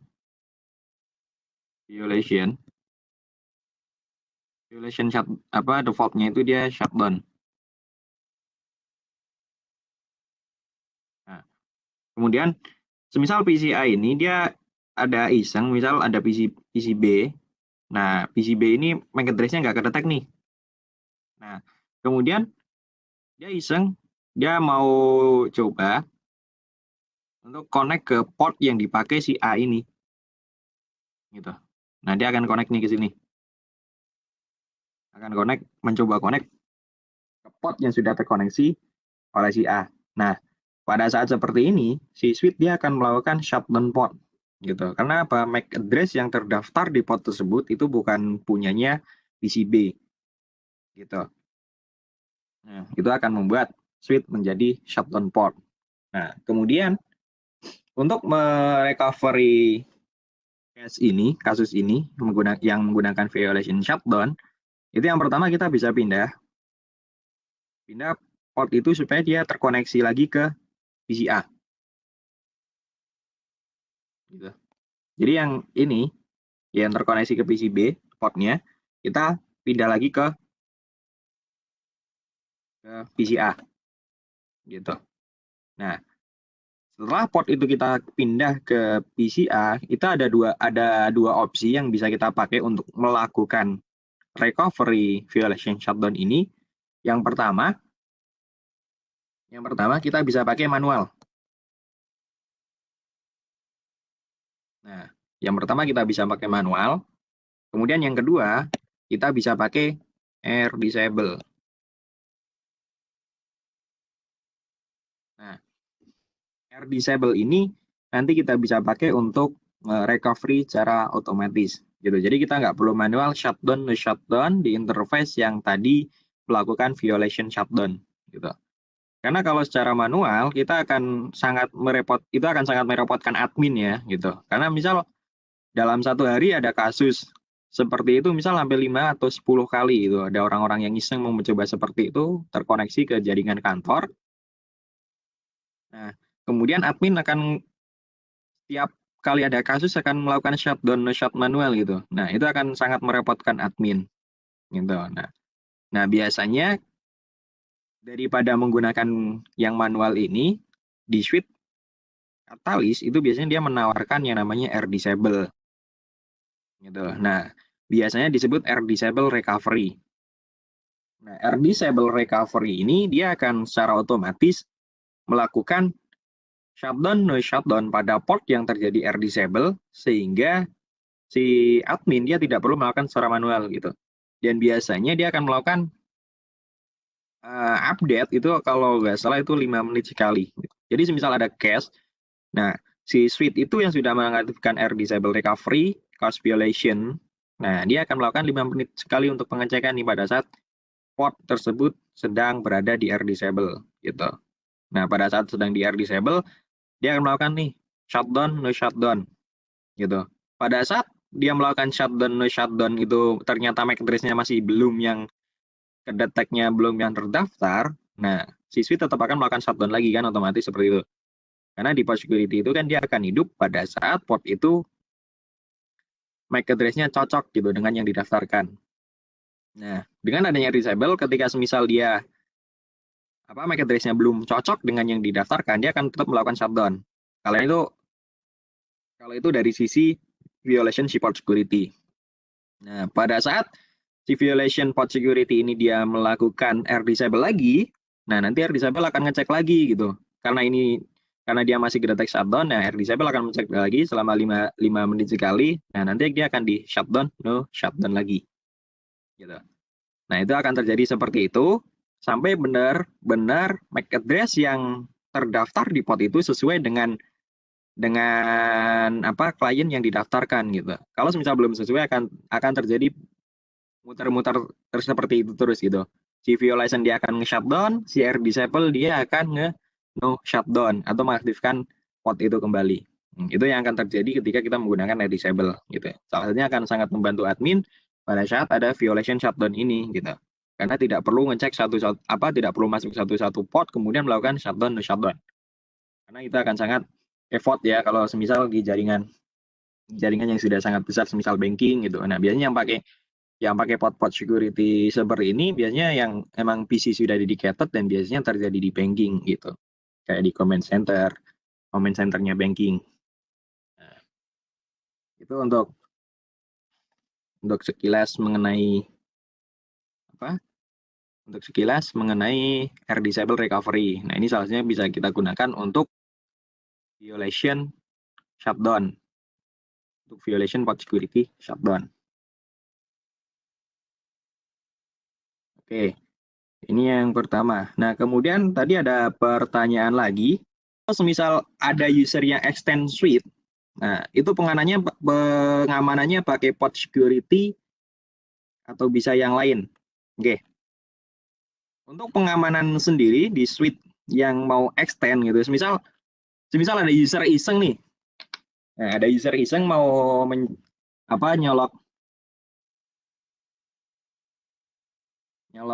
suite ya, tanpa sepengetahuan kita semisal sebagai admin jaringan dia mau otomatis nyolok aja ya. Misal ini suite yang kita pakai. Misal ini suite production ya, misal kita bilang suite A. Nah, kemudian ini langsung terkonek ke user. Ini misal PCA. Nah, kemudian yang PCA ini dia orang iseng nih. Nah, orang iseng misal dia bawa laptop sendiri ke kantor gitu, tapi karena kantornya bisa jadi tidak menyediakan wireless karena regulasi atau apa ya. Nah, dia iseng mau pakai kabel nih atau extend switch supaya dia bisa bisa mengoneksikan kabelnya ke PC A dan PC-nya PC kantornya dia dan juga misal ke laptopnya dia. Gitu. Misal switch yang 8 port itulah gitu, yang udah support VLAN. Nah, dia akan coba iseng ke situ. Nah, otomatis kan ketika dia mencoba seperti itu kan jadinya akan seperti ini ya topologi. Misal dia akan nambah switch yang di extend. Misal ini yang dia extend. Switch extend. Nah, kemudian dia colok ke laptop dan juga ke PC dia. Nah, tadi pertanyaan apa yang bisa dilakukan dari suite A ini, suite production-nya punya Office pada saat ada yang melakukan extend. Nah, Kalau misal switch itu dia mengarahnya yang tadinya ke PC, dalam artian kan otomatis di situ portnya port akses.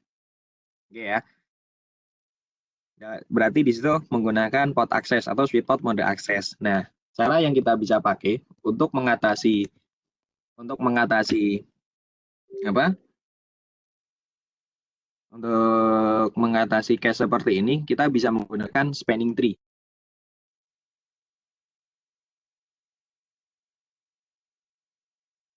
Nah, kita bisa menggunakan spanning tree. Kita bisa menggunakan beberapa fitur yang ada di spanning tree ya. Nah, yang biasa dipakai untuk penanganan tersebut adalah pertama, biasanya menggunakan spanning tree fast. Nah, mana fungsi dari spanning tree fast ini adalah supaya interface yang mengarah ke PC itu dia tidak menggunakan spanning tree. Dalam artian kan PC itu dia tidak butuh yang namanya BBDU atau komunikasi spanning tree. Yang penting pada saat dia nyolok, port itu harus langsung aktif dan data bisa langsung ditransmisikan gitu. Jadi tidak perlu nunggu sampai 50 detik ya untuk port itu up gitu. Jadi nggak perlu orange dulu baru nanti hijau gitu. Dengan adanya spanning tree port fast ini nanti port yang di-assign akses untuk ke klien gitu, dia akan langsung statusnya itu forwarding gitu, tanpa harus menunggu 50 detik terlebih dahulu. Jadi pada saat dia ada yang nyolok, port itu akan langsung up dan akan langsung terdetek forwarding gitu. Karena dia tidak ada kalkulasi spanning tree di situ. Nah, kemudian yang kedua adalah kita mengaktifkan BBDU guard. BBDU guard pada port yang kita aktifkan spanning tree port fast. Nah, apa sih fungsi BBDU guard ini? Nah, fungsi BBDU guard ini yang nanti akan mengamankan switch kita kalau semisal ada yang iseng. Nah, semisal ada yang iseng seperti ini. Ini kan orang iseng ya. Ini orang iseng yang dia extend switch gitu supaya dia bisa terkoneksi ke laptopnya dia yang dia bawa dan juga bisa connect ke PC kantor. Nah, fungsi dari BBDU guard adalah pada saat ada user yang iseng melakukan extend switch di jaringan kantor, nah port yang ada di sini, port yang ada di switch A ini dia akan langsung melakukan shutdown. Nah, dia akan langsung melakukan shutdown. Gitu. Karena apa? Karena dia di sini menerima BBDU gitu dari si switch extend ini. Gitu. Itu yang akan terjadi. Jadi jaringan kita otomatis Office akan aman gitu. Jadi kalau ada yang mengextend switch di port yang kita set akses dan ada di situ ada port fast dan ada BBDU guard, nah otomatis si switch Office itu dia akan ngedetek shutdown gitu. Jadi admin nanti tahu nih, kok tiba-tiba ada port shutdown. Nah, nanti dia tinggal ngecek nih, dia di lock-nya karena apa nih? Oh, nah misal di situ lock-nya kok ada lock karena dia ada BBDU guard. Nah, otomatis admin nanti bisa tahu gitu. Jadi dia ada bukti untuk menunjukkan ke orang yang iseng tersebut bahwa dia sudah melakukan pelanggaran nih. Karena apa? Dia sudah melakukan extend switch tanpa ada sepengetahuan dari admin itu nggak tahu gitu bahwa di situ ada extend switch gitu. Jadi dia bisa langsung lapor atau bisa langsung memberikan informasi kepada orang yang iseng itu supaya jangan melakukan lagi gitu. Nanti akan berdampak pada jaringan, entah jaringannya akan jadi looping kalau tidak segera diatasi gitu ya. Kan biasanya nanti ada kejadian gitu dari switch A kemudian dia ada yang switch extend, kemudian ada orang iseng lagi dia nyolok ke switch B gitu. Nah, otomatis dia akan jadi looping tuh di situ. Di misal ada case yang aneh juga seperti ini biasanya dia. Jadi ada orang yang nggak paham, nah dia dicolok semua nih di sini gitu, switch yang extend. Nah, otomatis nanti dia akan looping di jaringan Office mereka gitu. Atau akan ada kalkulasi spanning tree lain. Nah, untuk mengatasi kasus seperti ini, nah semua port yang akses atau yang mengarah ke klien pasti di situ ada yang namanya spanning tree port fast supaya dia tidak melakukan kalkulasi spanning tree dan supaya portnya itu langsung forwarding statusnya. Nah, kemudian yang kedua kita aktifkan namanya BBDU guard gitu. Jadi kita aktifkan bodyguard di interface akses itu supaya apa? Supaya nanti kalau ada yang extend suite tanpa sepengetahuan admin, nah pod itu akan langsung shutdown. Nah, itu salah satu fitur yang bisa digunakan di spanning tree gitu. Jadi bisa disebutnya spanning tree tool ya, atau spanning tree feature. Nah, salah satu yang bisa dipakai kalau kita menggunakan yang digunakan di access pod itu spanning tree podfast dan juga spanning tree BBDU guard. Oke. Berarti pemakaian spanning tree ini sangat bermanfaat banget ya Mas Rifki ya? Ya, dia akan sangat bermanfaat ketika kita tahu gitu, tahu konsepnya dulu spanning tree ini gimana sih gitu. Jadi akan sangat bermanfaat gitu. Salah satunya ya untuk mengatasi kasus seperti seorang orang iseng yang tidak tahu bahwa dia akan melakukan hal seperti ini gitu. Masalahnya yang ada spanning tree malah jadi spanung, Pak. Jadi sepaneng karena kita tidak tahu konsep dasarnya sehingga membuat jaringan kita looping. Mungkin seperti itu yang membuat kita sepaneng gitu. Oh, selain looping bisa jadi dia nggak tahu mana yang diblok. Trafficnya menjadi suboptimal routing kan? Ya, betul. Lagi ya kan? Malah jadi jauh. Nah, yang diblok ke arah gitu ya udah hancur udah kalau seperti itu Jadi jaringan. Jadi kita harus tahu juga gitu fiturnya gitu kan. Ini baru dua fitur ya yang mungkin nanti akan next lagi untuk bahas fitur-fitur yang lain kayak Blink Fast, kemudian Backbone Fast, kemudian BBDO filter. Apa sih BBDO filter itu? Gitu. Kayak BBDO filter itu nanti ya istilahnya dia diciptakan tapi nggak berguna gitu. Nah, kenapa dia nggak berguna? Nah, nanti kita bisa bahas di next webinar ya. Gitu. Ya, dibilang kalau BBD filter itu mau apa sih ya? Dibilang nggak dipakai ya emang nggak dipakai di production. Tapi dibilang dipakai ya dipakai juga buat pembuktian. Ya dia ada di dua alam lah di tengah-tengah ya. Iya, soalnya kalau semisal kita pasang podfast kemudian pasang BBDO guard, nah di situ kita pasang BBDO filter juga. Nah BBDO guard kita nggak guna tuh. Ya jadi malah nggak tahu ya malah jadi nggak jalan ya. Ya BBDO kita nggak guna otomatis ya percuma kita pasang BBDO guard gitu. Karena apa? BBDO guard itu dia tidak akan menerima yang namanya pesan BBDU. Dalam artian ketika dia menerima pesan BBDU, pod itu akan langsung di shutdown. Tapi karena di situ ada semisal kita pasang BBDU filter juga, nah di situ BBDU guard akan menolak, tapi BBDU filter yang akan menerima gitu. Jadi dia kayak sebagai apa ya? Malah mendukung kalau di situ ada, misal kita ada orang lain yang mau extend suite tanpa sepengetahuan admin gitu. Nah, itu yang kita harus tahu tuh fungsi-fungsi toolsnya gitu. Jadi jangan karena untuk security jadi semua dipasang nih ada spanning tree podfast kemudian BBDO guard dan di situ tambah lagi BBDO filter gitu. Nah, itu akan jadi pengacau nanti.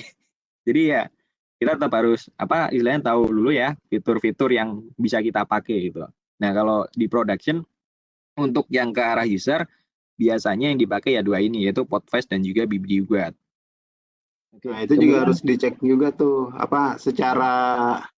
secara dari sisi productionnya tepatnya mana, karena waktu itu sempat ada kejadian di suatu bank multinational company itu ketat banget dia masang BPDU ya kan, dia mau ngetes nih jalan apa enggak nih, padahal cuma ngetes doang jalan apa enggak, tapi pengetesan ini di productionnya itu dipasang BPDU guard. Nah untuk ngakal ini gimana nih BPDU guardnya, karena pas begitu nyolok BPDU dikirim kan mati kan pasti kan, nah kita nggak mau portnya mati. Nah, caranya agar portnya nggak mati, agar kita nyalain itu akal-akalan tuh, mainin BBD filter, ya kan? Cuma buat ngakalin. Nah, begitu pakai BBD filter, aman portnya jadinya nggak mati, ya kan? Jadi bisa lakukan pengetesan, ya kan? Sedikit cheating juga sih itu. Oke. Ya, tapi makanya kita harus tepat ya, jangan sampai ada hidangan siap saji semua, enak-enak semua, dihajar semua, tapi ternyata nggak bagus buat kesehatan kita, ya kan? Betul. Nah, ya keamanannya juga harus dicek juga mana yang cocok buat kita nih, ya kan, hidangan mana yang enak nih, semua kan bisa dipakai tuh BBD fitur, BBD guard ya kan, podfast ya kan, semua bisa dipakai, tapi mana yang cocok buat kita gitu kan, nggak semuanya. Oke, lanjut. Oke, untuk spanning tree sama pod security itu bisa digabung Pak, jadi kita bisa combine ya dua itu. Tapi yang untuk ke akses saja ya, kalau soalnya kalau port security itu dikhususkan untuk yang port ke arah end user ya, baik itu IP pun ataupun PC atau laptop gitu. Jadi dia tidak untuk yang mengarah ke trunking gitu. Itu kalau untuk port security. Jadi kita bisa combine untuk keamanan yang ke arah user, kita bisa pakai spanning tree port fast, BBD guard, dan ditambah dengan port security. Itu masih aman.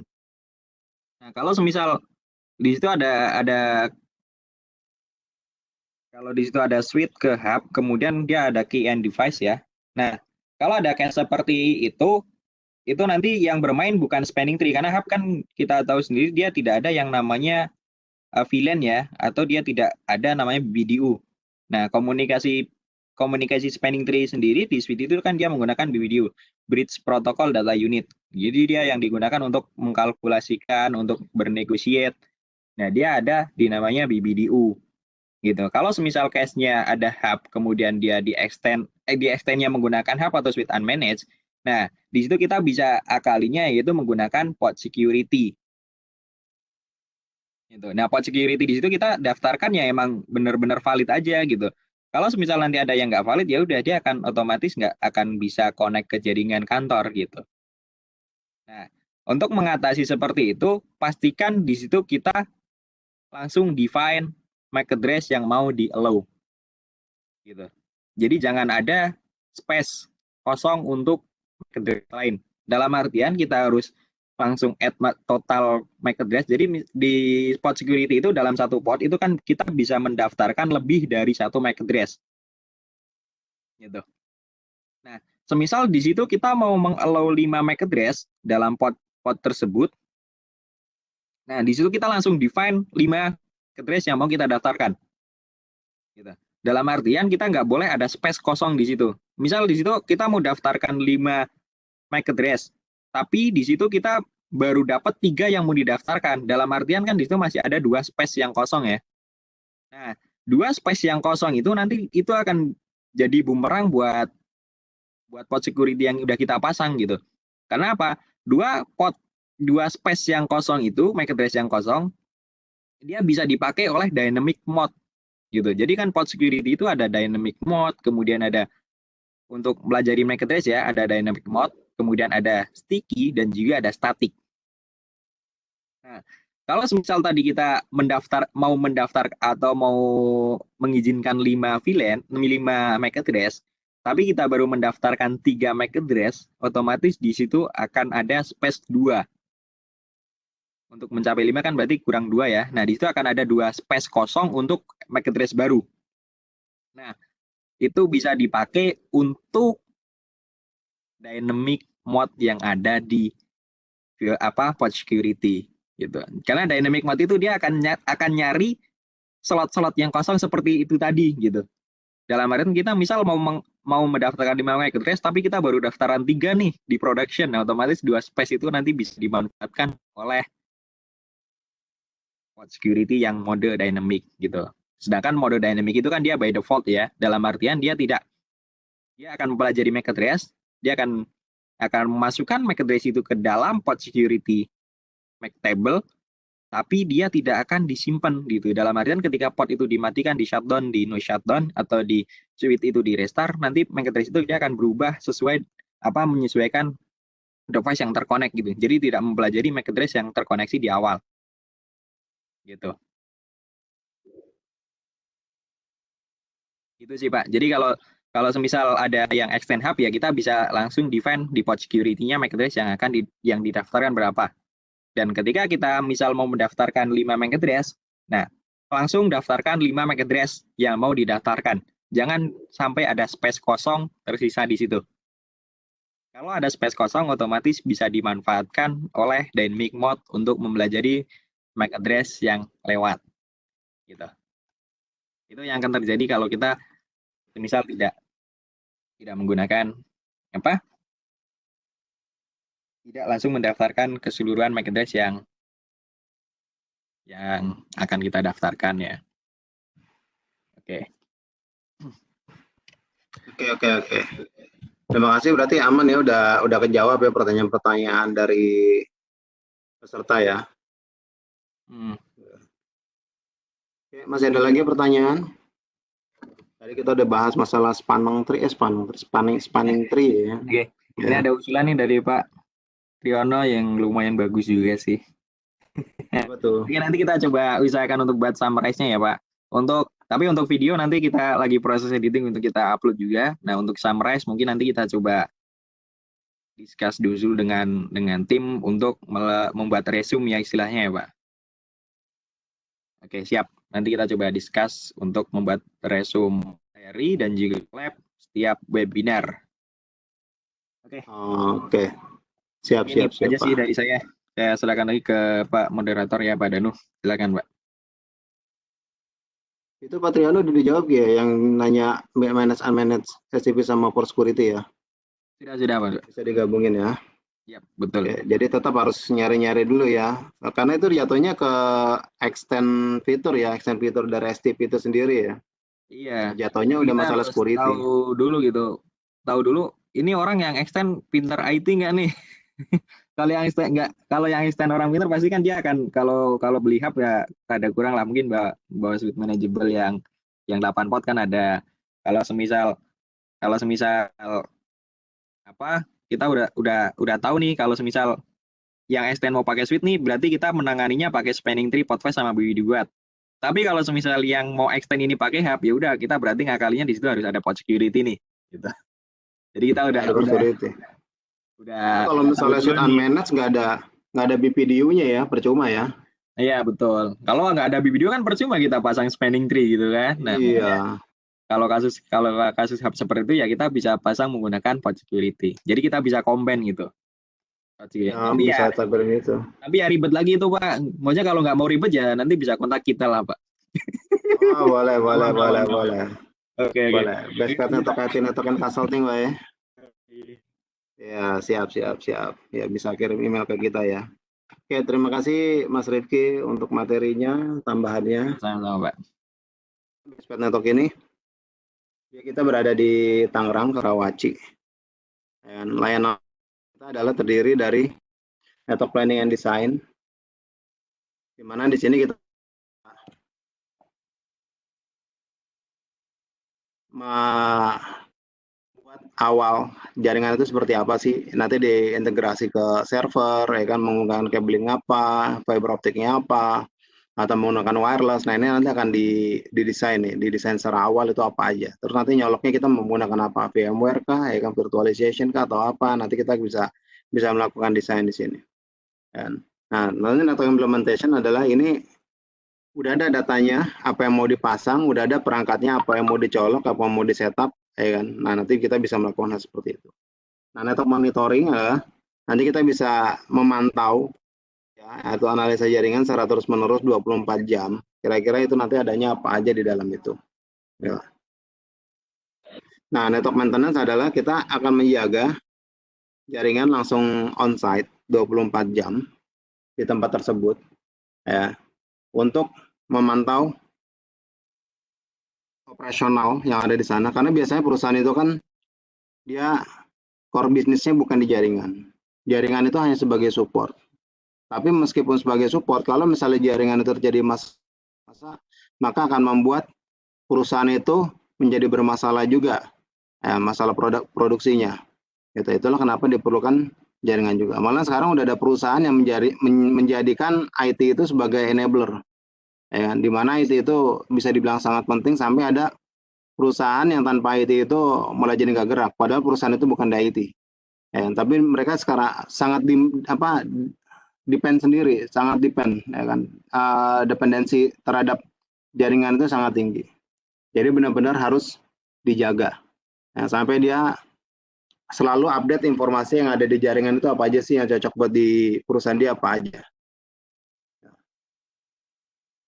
Selain itu kita juga ada in-house training. Nah, in-house trainingnya untuk menyamakan ilmu-ilmu yang ada di karyawan itu sendiri. Nah, jadi nggak ada gap nih. Jadi kalau misalnya ada gap, yang ada jadinya one man show. Nah, jadi dengan adanya in-house training ini sangat dibutuhkan oleh perusahaan agar bisa menyamakan atau bisa mengupdate ilmu-ilmu yang terbaru itu apa aja, seperti kayak sekarang ada SDN, ya kan, ada SD1, ya kan, ada segmen routing, ya kan. Karena sebelumnya itu kita masih berkutat dengan namanya konvensional network, ya, dengan tradisional network, ya. Nah, MPLS, ya, dengan OSP, VGRP, ternyata di antara itu semua kita bisa menggunakan itu semua, ada overlay-nya, underlay-nya itu apa. Nah, nanti bisa masuk ke in-house training. Nah, network assessment ini berlaku kalau misalnya kita menggunakan, ada perusahaan, dia ingin melakukan implementasi baru, ya kan, tapi dia mau lihat nih jaringan kita kuat apa enggak. Jangan sampai nanti pasang aplikasi baru, tapi jaringan yang nggak dilihat, tapi ternyata trafficnya di boom. Ya kan, ada terjadi bom. Nah, itu kita harus lihat dulu, harus melakukan assessment, cocoknya seperti apa, perangkat yang digunakan cocoknya apa, topologi yang digunakan apa. Ya. Terus untuk memudahkan IT sendiri, yaitu harusnya menggunakan apa. Ya. Jangan sampai nanti kita udah bagus-bagus, modern, tapi IT-nya belum bisa ngikutin. Nah, itu nanti lebih baik juga ada in-house training juga, dan itu kita melakukan assessment dulu, seperti apa sih baiknya ke depannya. Nah, ini kita juga bisa melihat dari IT Network Consulting, di mana IT Network Consulting ini dibutuhkan juga pada saat IT itu apa sih, jaringan itu apa sih, ya kan, kita ke depannya mau seperti apa sih, atau nanti ada pertanyaan, kita nggak ngerti nih untuk bagian yang ini nih, ya kan, atau kok dari APC kita bermasalah ya kan, nah kita bisa melakukan consult berdasarkan case-case aja. Nah, kita juga ada dari klien-klien kita. Nah, berikutnya klien kita yang pernah merasakan sentuhan kita, pernah merasakan belayan. Ya, kalau misalnya masih ada membutuhkan dari BPN, silakan. Dan banyak juga yang pernah merasakan solusi-solusi dari kita.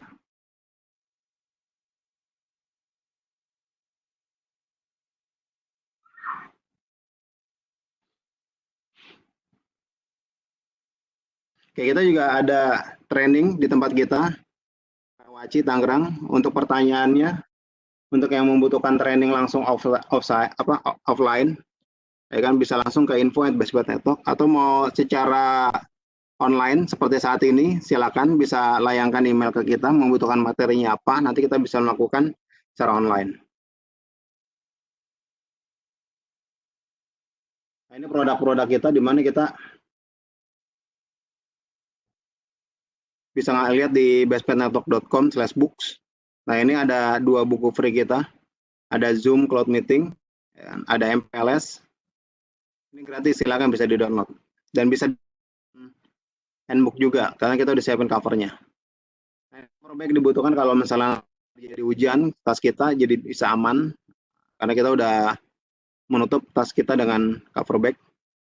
Kaos kita sendiri, ya kan, desain dari kita, ini kita udah melakukan produksi. Ada warna biru, ada warna hitam. Never step ngoprek dan pantang pulang sebelum ping replay. Nah, bagi yang membutuhkan PC second, nah ini PC second tapi masih bermanfaat. Nah, ini bisa hubungi kita, stoknya masih banyak, ada 100 lebih. Nah, kalau membutuhkan silakan, nanti bisa lakukan email ke kita. Mungkin ada yang membutuhkan, kita bisa melayani sampai seluruh Indonesia. Nah, ini channel. Silakan kalau misalnya membutuhkan pembelajaran lebih lanjut, semua materi-materi kita akan kita taruh di YouTube, bisa masuk ke bit.ly/ytbpn, karena ini belum bisa menggunakan nama channel sendiri ya, karena kita umur channel YouTube-nya ini masih baru. Bisa masuk ke Facebook juga, ini tayangan ini live streaming terus ya di Facebook ya. Bisa cek di fanspage kita di bestpet.network.5, atau bisa masuk juga ke membutuhkan yang website kita, ada bestpet.network.com. Kalau ada pertanyaan silakan bisa info ke @bestpetnetwork.com. Ini yang terakhir, materi buat disampaikan oleh Saudara Rai. Jadi jam 6 kita standby, udah ada di situ setiap pagi. Tentang VLAN fundamental. Ya kan, disampaikan oleh anak didik kita, Rai Putra, di mana dia baru lulus tahun kemarin SMK lagi menjalani pendidikan di Bestpath Network. Oke, jangan lupa masuk ke grup Telegram kita, di mana informasi tentang webinar BPN ini akan kita layangkan langsung ke grup tersebut, termasuk ada slide, ya kan, ada channel, ya, ada linknya, ya nanti kita masukin ke situ. Oke, terima kasih dari saya seperti ini. Terima kasih. Mohon doanya buat BPN, semoga di era pandemi ini kita semua dilancarkan diangkat segala permasalahannya, dilancarkan segala urus. Dan kita semua diberikan kesehatan selalu oleh Allah Subhanahu wa taala. Dilancarkan segala rezekinya. Terima kasih. Aku akhiri sampai sini. Jika ada pertanyaan bisa ke email, langsung ke info@bestpath.com. Terima kasih. Wassalamualaikum warahmatullahi wabarakatuh.